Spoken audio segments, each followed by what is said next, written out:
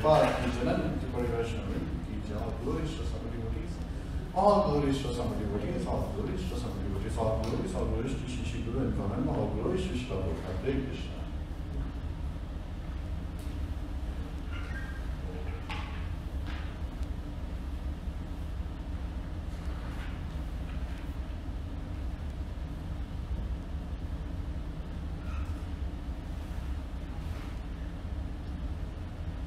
Om Namo Bhagavate Vasudevaya.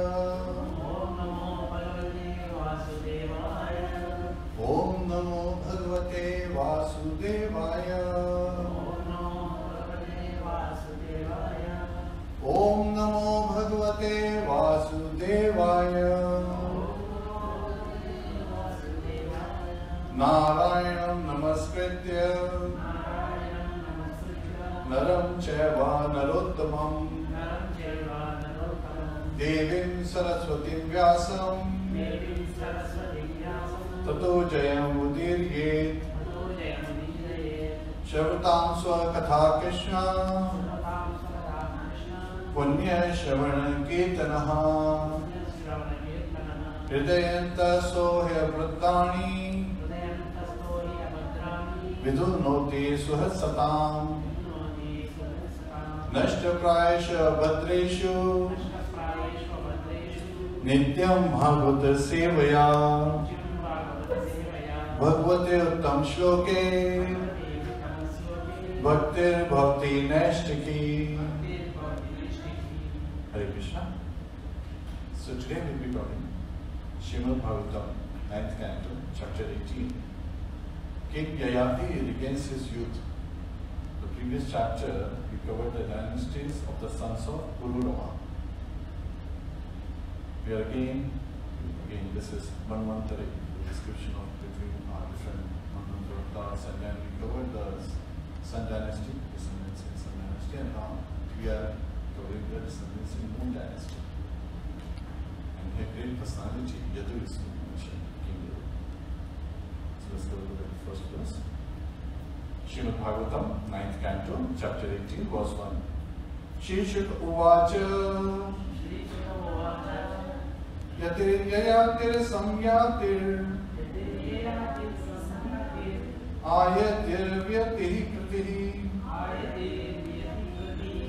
Shatimena Shasyasan Indriyani Vadehinaha. Shri Shuka Uvacha. Shri Shukdev Goswami said, Yati, Yati, Yayāti, Yayāti, Samyati, Samyati, Ayati, Ayati, Vyati, Vyati, Kriti, Kriti, Shat. 6. You mean all of them. Nahushasya of King Nahusha. Asan were. Indriyani, the 6 senses.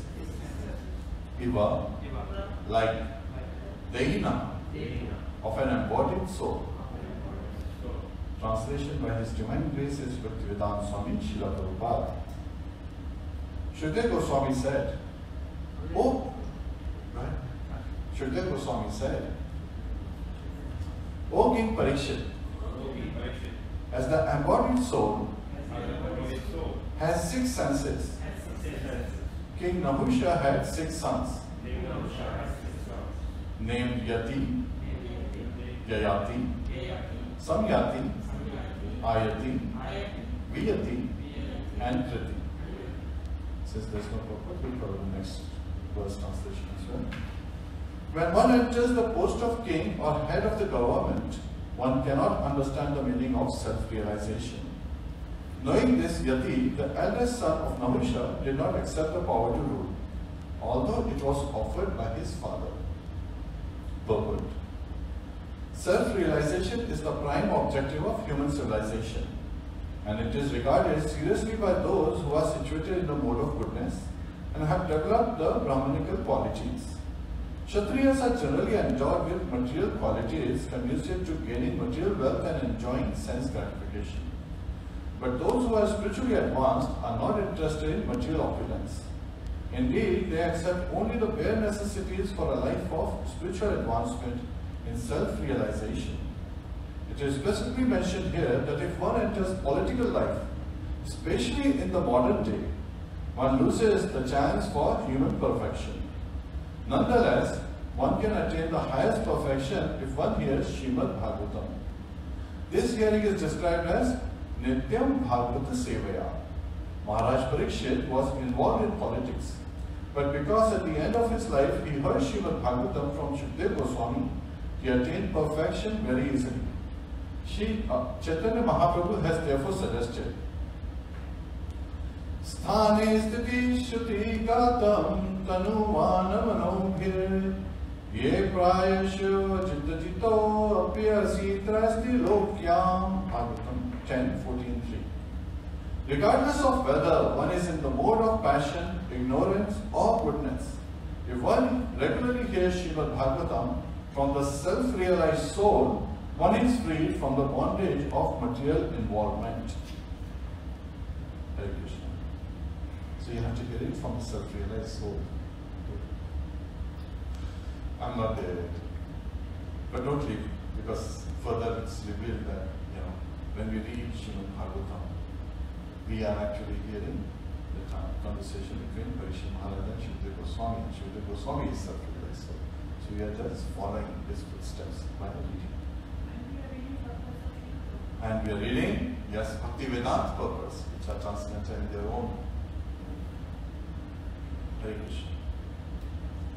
Om Jnana Timrandasya Jnananjana Shalakaya Chakshur Militam Yena Tasmai Shri Guruve Namaha Mukham Karoti Vachalam Pangum Lambhayate Garim Yat Kripatanam Vande Shri Gurum Dīnataranam. Hare Krishna, Krishna Krishna, Hare Hare, Hare Rama, Rama Rama, Hare Hare, Hare Krishna. So in today's class, I'm able to collect 4 lessons which are paramount, and again focusing on, and I'm quickly summarizing. Association matters. What we associate with, it matters, and that's why Yayāti did not want to associate with politicians or engage in kingly affairs. So he immediately took the association of Brahmanical culture and he followed the Vanaprastha. So sometimes people think, oh, King Yayāti immediately took to sannyas. And then the purport, Srila Prabhupada later on describes that so many times people try to just take sannyas because that's the trend, right? That's the fashion. And then this form happens. And that's why he stresses the importance of Varanasi. Second is, we should see the examples of great personalities as they provided in Śrīmad-Bhāgavatam, who are constantly, when they are asked to take any benediction, they are seeking devotee association, especially Guru and Parampara, the association of their spiritual masters. And then the third is association, where whenever you associate with someone, you associate with your mind, body and words. It's not that you're just in their presence and thinking of something else, thinking about work. That's not association. That's being, silent and listening. There are 2 different acts, but then you could be just silent but not listening. And fourth is, learning after senses is nonsense. And when you can subdue the senses, and you can subdue it by mantra, the one that delivers the mind. And the best prayer that we have in the form of mantra is Mahamantra. Hare Krishna, Krishna Krishna, Hare Hare, Hare Ram, Ram Ram, Hare Krishna. So here, there's a story. There are actually 3 stories in here. And 2 stories are hidden in the chapter, where Nahusha's story is being just described in 1 sentence. And we covered that story. Who knows about Nahusha's story? Last class. And then there is story of Yayāti and how he regains his youth. And then, third, but not the last, there's a story of Yayāti. You know, how she was cursed, and she cursed someone. Actually, she cursed Kachi, son of Brihaspati.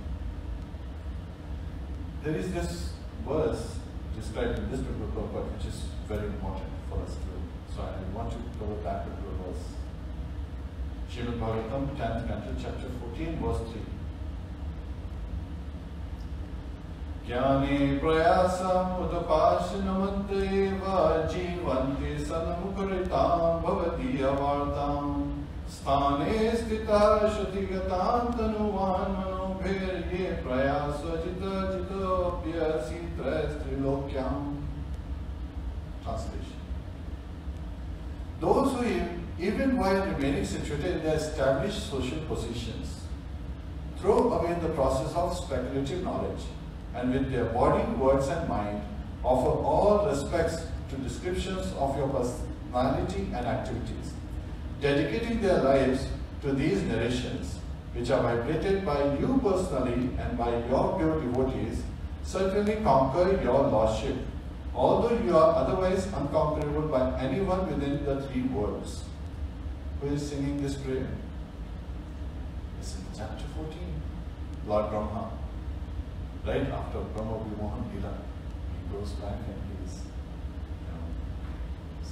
praying to the Lordship that you are unlimited, you are unconquerable, yet at the same time, even those who are socially situated in their position, if they engage in glorifying your personality and activities, they can conquer you. And in the purport, Srila Prabhupada, once again, this is where it's identified that the Uddha Bhashya clearly indicates that one should not even slightly endeavor to understand the absolute truth, but the process of mental speculation, the Jnana Yoga process. Why? Because one can lead towards impersonalism concept of Godhead. So by that, it will be causing one to deviate from the path, and one may get bewildered. So it's very important for one to just take the message as is, and then pass on the message as is, and includes realizations. No speculation, but realizations. And then the word Jivanti, it indicates that the devotee always hears about Lord Krishna will go back home, back to Godhead. So, yes, if you are self-realized, you'll go back home, back to Godhead because you're constantly engaged in devotional service. But those who will constantly hear about Lord Krishna will also be able to go back home, back to Godhead. So Srila Prabhupada, once he was giving his Śrīmad-Bhāgavatam class, and during the lecture he said that if you are 100% Krishna conscious, you will go back home, back to Godhead. It's complete silence. Everybody knew 100% Krishna conscious, Srila Prabhupada. He is definitely going back home, back to Godhead. And then after a pause, a long pause, he said, if you're 90% Krishna conscious, you will go back home, back to Godhead. Still silence. 90%. Right? Almost 22 hours out of 24 hours. We sleep for 6 hours. Not like Prabhupada who sleeps for only 3-4 hours, 2.5 hours at times. Then after a pause, as he's about to get up, he says, 80%. If you're 80% Krishna conscious, then you'll go back home, back to Godhead. And he gets up from his Vyasasana. And his Vyasasana was at a height like about 4 feet up, so he has to walk down the stairs. So he walks down the stairs, and it was, winter season. And then he picks up his chadar and throws it on his left shoulder. And then he says, if you are 70% Krishna conscious, you will go back home, back to Godhead, and majestically, he walks away. Everyone's like, even 70%, that we can do. Right? And what does it mean to be Krishna conscious? And the translations reveal that one who hears constantly about the Lord, His name, form, activities, paraphernalia, pastimes, that is, and also constantly immerse. But how do you immerse? There are three sources, right? Two recipients rather. Your words. So when we speak about something, then who should we speak about? Lord Krishna. When we think about someone, who should we think about? Lord Krishna. And what's the last one? Mind, body and words. Right? So we covered about body, we talked about words, and once again, the body is the senses. So when you engage your senses, which service should they be engaged in? Lord Krishna. So mind and words, and then engaging constantly. And hearing is engaging your senses.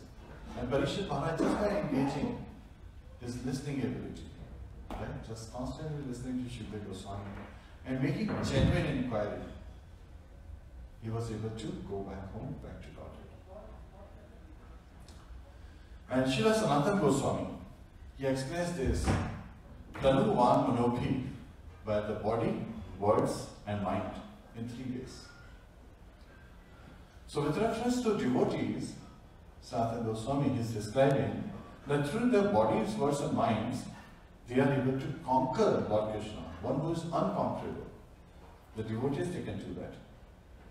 They can touch Lord Krishna's lotus feet, and he appears by his mercy in Achavigraha form. So we can serve him, we touch his lotus feet with our hands.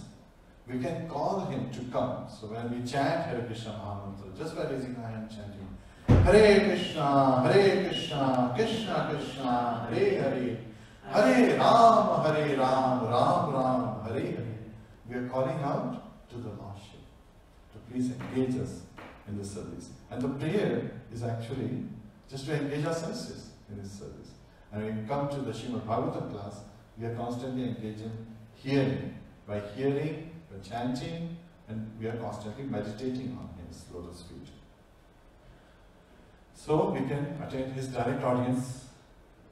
So we are constantly thinking about him. In the case of non-devotees, Srila Sanatana Goswami explains that, referring to the word Ajita, one who is unconquered or unconquerable, that non-devotees, they are not engaged in loving service of the Lordship. So they cannot conquer the absolute truth. Shri Shri Radha Madan Mohan ki jai. Shri Shri Sita Ram Lakshmana Hanuman ki jai. Shri Shri Gauranitai ki jai. Srila Prabhupada ki Janant Kodi Vaishnava Vrind ki jai. So despite the endeavors of non-devotees, no matter how much they speculate, how much they use their mental power to create different things, and how much bodily strength they have, they cannot conquer the Supreme Lord who is unconquerable. And then with respect to the word Jita, conquered, again, that pure devotees can conquer the Lord with their mind, body and words. So Lord Krishna's body is conquered because he always remains in the heart of his pure devotees. So he is always on their side. And his words are conquered because he always chants the glories of his devotees. Right? Have you ever seen Lord Krishna chanting his own glories? No. Everyone is chanting Lord Krishna's glories. And Lord Krishna is meditating. Right? Even when he was in the presence of Yudhishthira Maharaj, there was a moment he was completely lost, and Yudhishthira Maharaj was surprised. Who are you thinking about? Who's this personality? You're meditating on someone. And Lord Krishna is like, I think of Krishna Pitama. He's remembering me with such, determination, such depth. And then they immediately got up and they went to Kurukshetra, where Krishna Pitama was on the bed of arrows. And in that state, is he thinking about how many arrows there are in his body? Is he counting that? No. Is he counting how many days have to pass before it comes to the sun transitions to north? No. He's constantly thinking of Lord Krishna. His meditation is only on one, the absolute truth.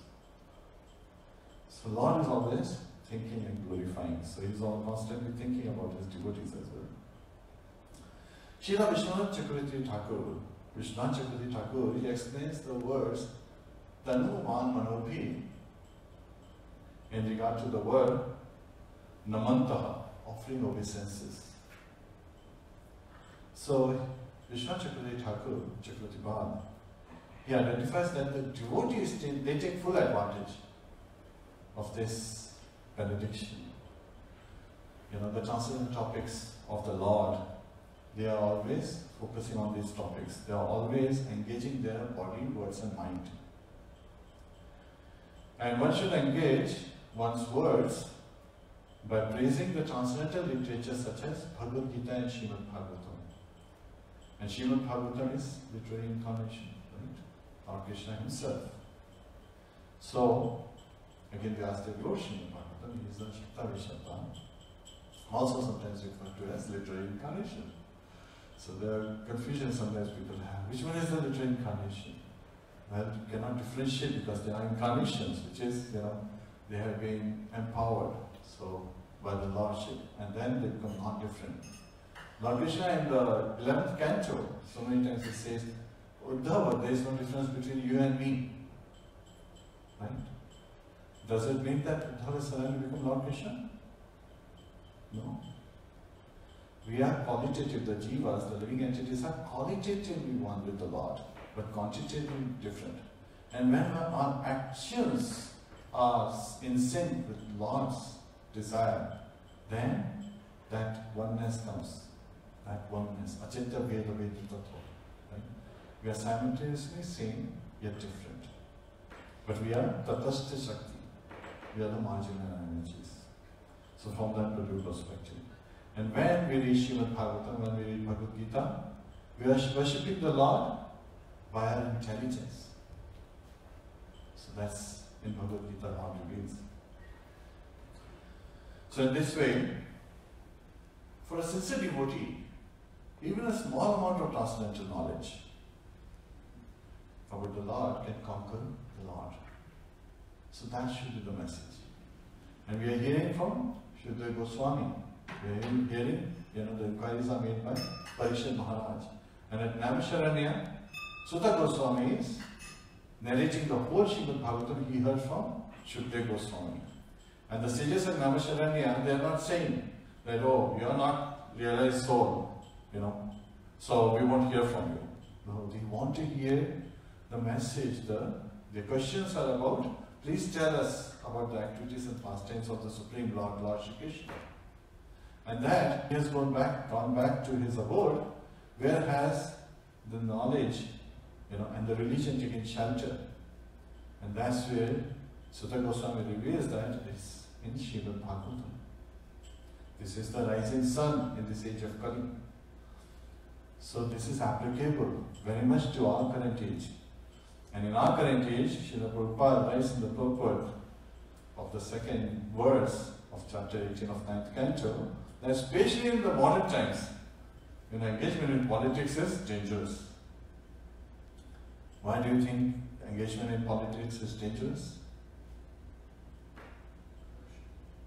Corruption, yes. And? There are practices which turn you away from Krishna. So the practices that turn you away from Krishna. So everyone is in politics, everyone is seeking what? One thing, power. Right? For themselves, not for Lord Krishna. And so whenever everyone is seeking power for themselves, power pollutes. And absolute power pollutes absolutely. Right? We know that. So it's better to refrain from it. And the first son of Nahusha, Yayāti, he was very careful. He had seen his father's example. So this is where we'll cover Nahusha's story in brief. Nahusha. So there was a time when after killing Vritrasura, Indra did not atone, right, by carrying out sacrifices, and he could atone with the help of the great sages for the killing of a Brahman. He realized that Vritrasura was actually a devotee of the Lord. You know, a Vaishnava. What do we talk about Brahman? He was a Vaishnava. So he should have taken care, but he was so proud. You know, I'm the king of the demigods. What kind of example am I setting? So he said, I will bear the reaction. It happened. The reaction came in the form of a witch, right? So the reaction followed him. No matter where he went, it was chasing. So he took shelter at the Mansarovar lake, by the mercy of Goddess Lakshmi. And he was hiding in the stem of lotus stem. And the demigods were looking for him. And Agni Dev would bring his, the offerings that he was getting from the sacrifices. But he cannot enter water. So he can't deliver it to Indra. So in this period, at this time, they were looking who would be the king of the demigods, who would rule the heavenly planets, while we are searching for Indra. And at that time, there's a suggestion made. So we covered this story at length in an earlier class, but in short, they agreed that Nahusha would be a perfect king in this time. He is king of the world on earth, he is ruling, and he is a very righteous king. So they go and they somehow make Nahusha agree. And Nahusha suddenly, who was an earthly king, becomes a heavenly king of the demigods. He suddenly realizes he has absolute power, not on earth, but on the heavenly planets. Absolute power pollutes absolutely. So there was a time that he would stop the poets and the Gandharvas to stop narrating the glories of the Lord. Rather, he would say, narrate the story of what I have done, as you are subduing the demons and fighting and so forth. That's how I am ruling. And they were really, sometimes when devotees ask in this way, they are disturbed, right? So everyone was feeling tormented in his ruling. The demigods were feeling tormented. And once he sees Shachidevi, the king's Indra's wife, and he wants to enjoy with her. So he puts forth that you are in my palace, so you have to agree to what I say. She immediately leaves. If that's the case, I'm going to leave. And she takes shelter of the spiritual master Brihaspati. And there, what happens? He's tormenting the demigods so much that he can't live. They come to Shachidevi and says, you have to find some solution. And at that time, Shachi, she's very intelligent. So she says, okay, you go and tell him that I have agreed to marry him. So they go and tell Nahusha that, Shachi, king of the previous king, Indra's wife, she has agreed to marry you. So he goes to meet her at Brihaspati's residence. And thinking, what is he thinking? I'm so powerful that even a woman, I expressed, and even though she shows some arrogance, she has finally come under my reign. She understood who I am. And in this arrogance is going. And when she sees him, she says, you are not an earthly king anymore, right? So, Nahusha is already married. He has 6 sons. His wife's name is Ashoka Sundari. And whose daughter is she? Lord Shiva's and Mother Parvati's daughter. So after Ganesh and Kartikeya, they left. Mother Parvati was very, sad. My kids grown up, they left. So once she expressed to Lord Shiva, can we just go somewhere different, a little away from nice environment. So at that time, Lord Shiva takes us to a very nice garden. And there, she feels very nice. And they spend some time. So finally she ends up having a daughter. And Lord Shiva names the daughter Ashok Sundari, because the coming of this daughter, Ashok has gone away. So that's why Ashok, right? One who is not lamenting anymore. Sundari, right? So Nahusha, he wants to marry and enjoy with Shachidevi. She says, you're not an earthly king anymore, you are a heavenly king. So you should come in a grand style. Don't come on a chariot and all that. Because your palanquin should be carried by the great sages. He is in arrogance, so he is thinking, oh, this is befitting. And so when he is carried on the palanquin, the great sages, one of the great sages is Agastya, and he is short, he is slow. So because of him, the whole carriage first of all is rocking a bit, and then he is slow. So he says Sarpa Sarpa, without realizing that these are great sages, they are very powerful sages. And Agastya Muni, he gets upset. He says, Sarpa? Sarpa means go faster. You become a Sarpa. Now the meaning changes to serpent. You become a serpent. And later on, he realizes his mistake, begs for forgiveness. And at that time, Agastya Muni says, one of your descendants, Yudhishthira, he will be able to deliver you from this curse. Yati has seen the state of his father. So he doesn't want to take the ruling assignment. He says, I'll simply remain Grihastha and quickly take to devotional service. So he's focused on devotional service and goes back home. Yayāti becomes the king. Now there is a story of Yayāti. So this is where Śrīmad Goswami starts narrating to Parikshit Maharaj. And he's narrating that Yayāti, the daughter of Shukracharya, marries King Yayāti. Now this is Pratiloma. There is Anuloma and Pratiloma. So Pratiloma is where, of the four classes, someone from the lower class marries another person from a higher class. Not the caste system, we are not talking about caste system. So a Kshatriya's daughter, whereas a Kshatriya king marries a Brahman's daughter, who is at a Brahmin state. So that is Pratiloma, is against the regulation. So Parikshit Maharaj immediately inquires, this appears to be Pratiloma. How is that possible? Why did it happen? Of course it happened. It was possible, it did happen. But why? How? So at that time, Śrīmad Goswami reveals that once Shamishta, with thousands of her girlfriends, was wandering in her palace garden. And Devyani was also there. It just so happened that they saw a nice water reservoir. So they wanted to enjoy the water reservoir. So they took off their clothes on the banks and then they entered the waters. However, what happened, little while later, Lord Shiva passed on Nandi, from that area, and Mother Uma, Mother Parvati was also sitting. And the girls immediately saw Lord Shiva. So they came out and put on their clothes because they were not wearing clothes, so they usually covered themselves. And there was no mistake that Shamishta did. She, instead of putting her clothes, she picks up Devyani's clothes and she covers herself with Devyani's clothes.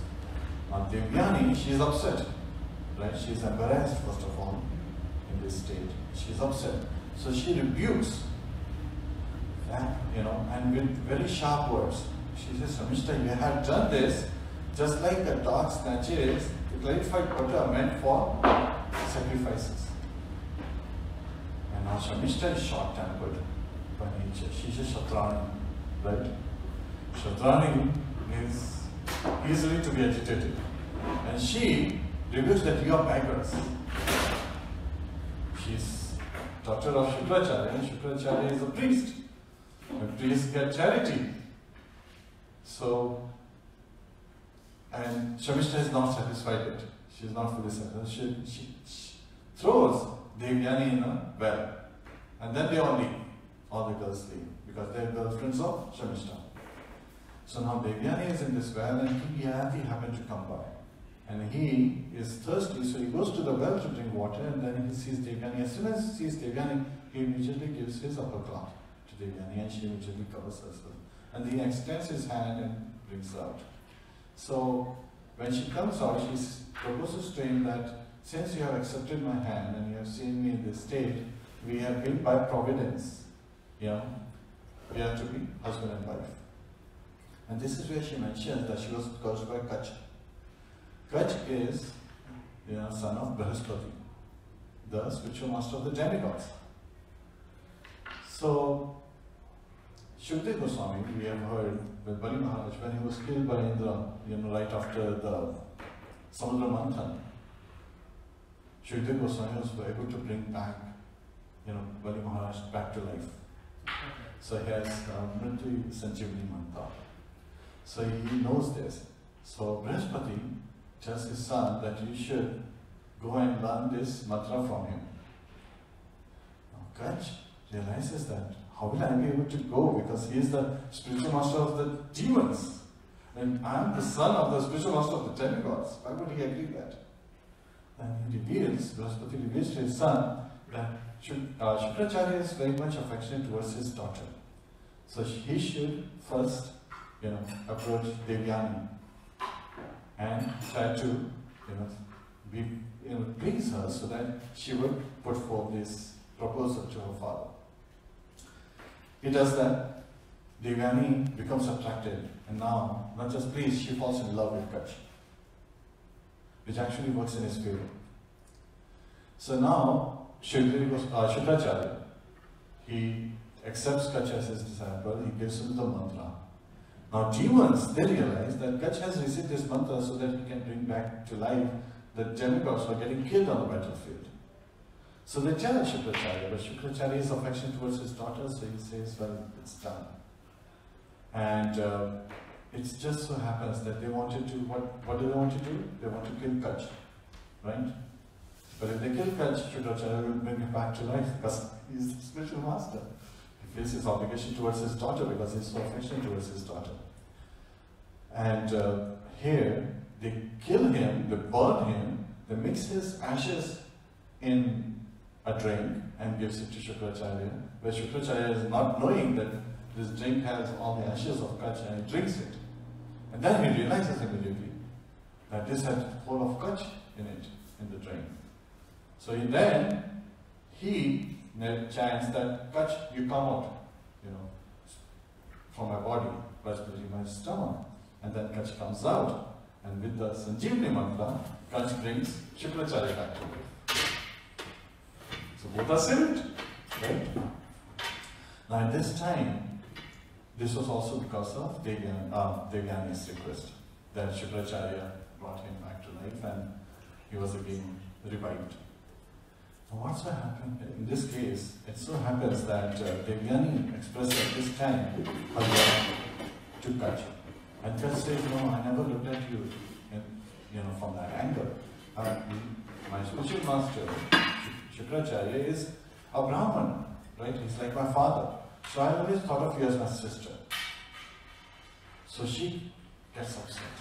And she says that this mantra for which you came and you tricked us, right? You literally tricked them.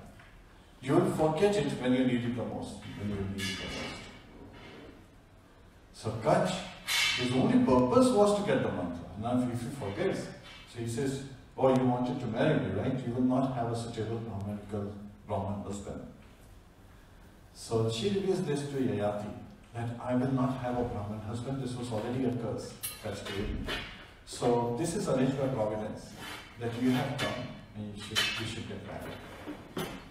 And then Yayāti goes back to his palace. She comes back to her home and she tells her father Shukracharya. And this time Shukracharya is lamenting that why did he become a priest? Because that's why the rebuke that his daughter has to go through is that they are like beggars. So he is lamenting that. Why did I accept that position? Yet at the same time,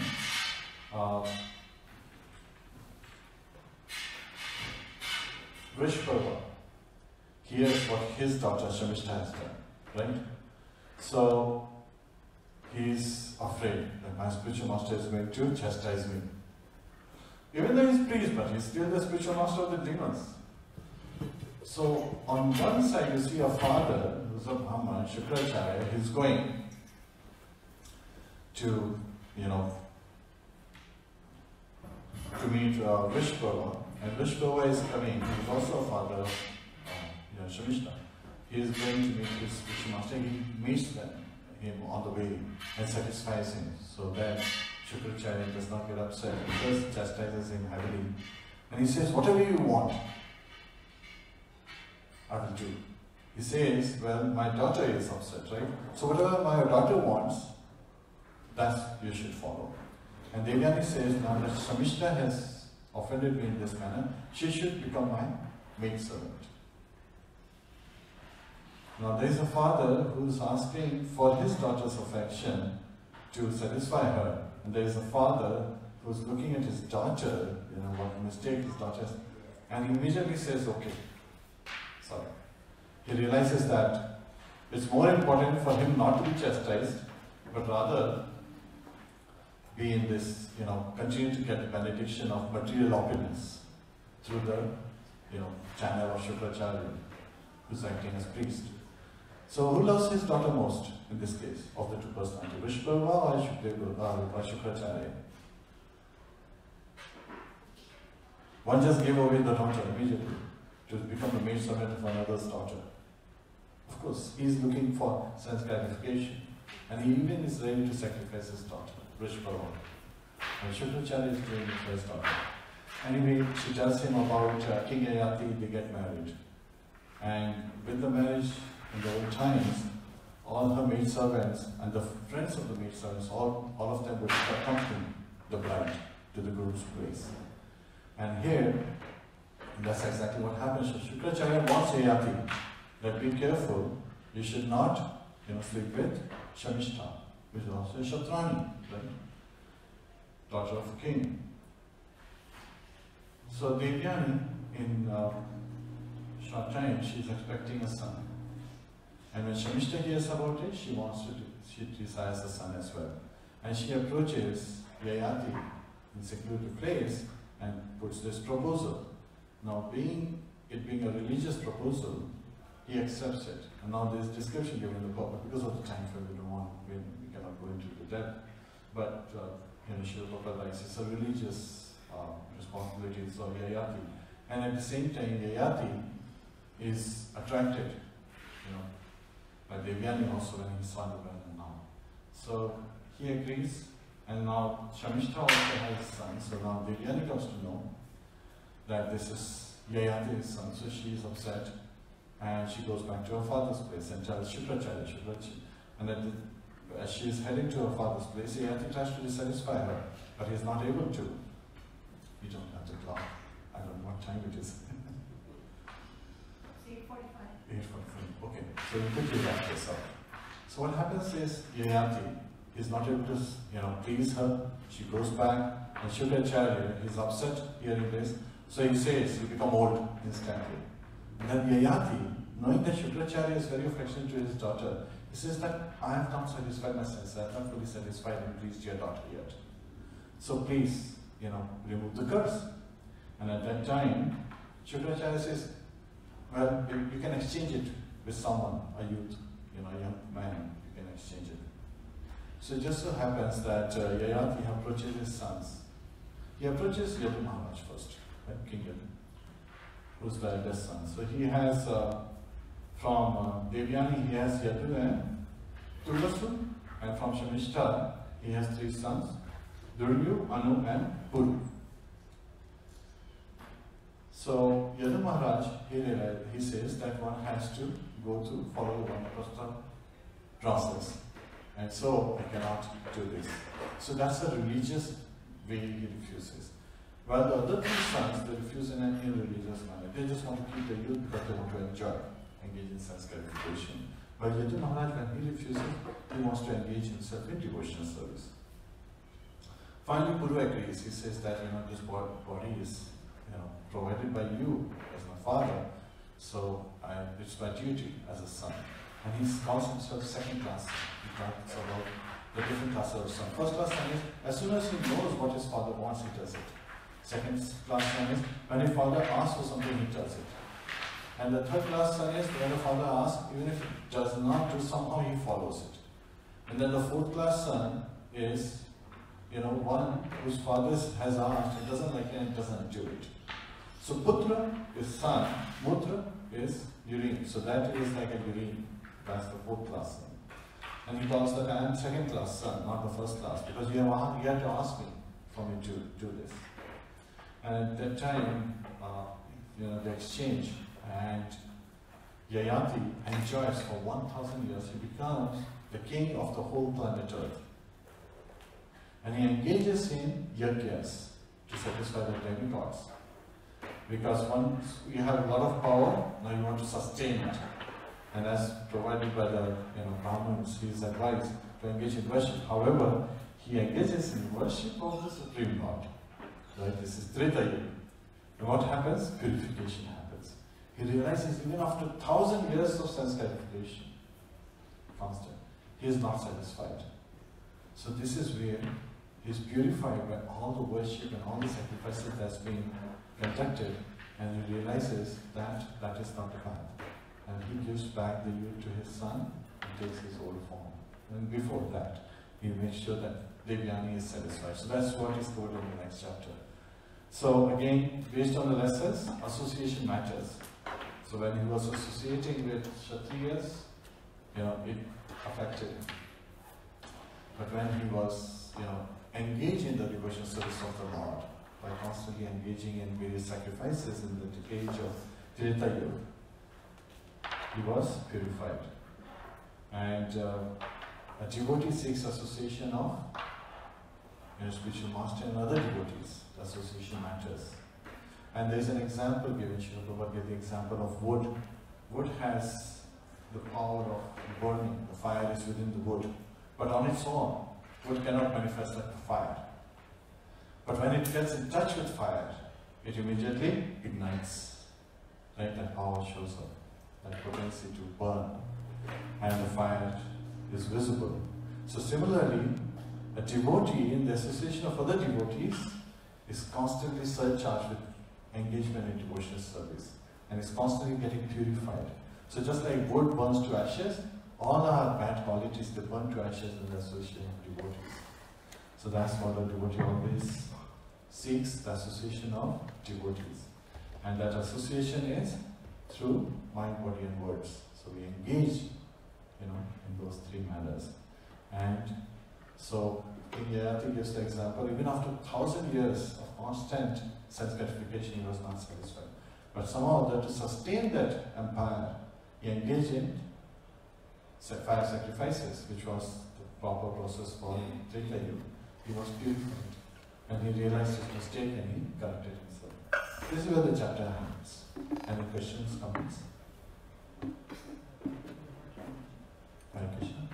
Can we do the question answers during Prasadam time? I was just thinking, Hare Krishna, because of the time.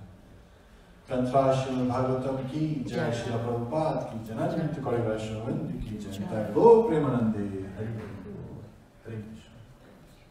All glories to some deities, all glories to some deities, all glories to Shri Guru and all glories to Śrīla Prabhupada.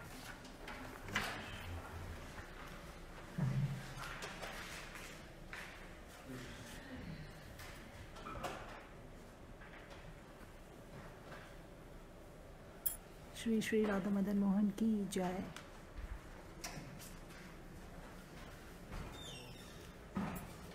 Shri Shri Sitaram Lakshman Hanuman की जय।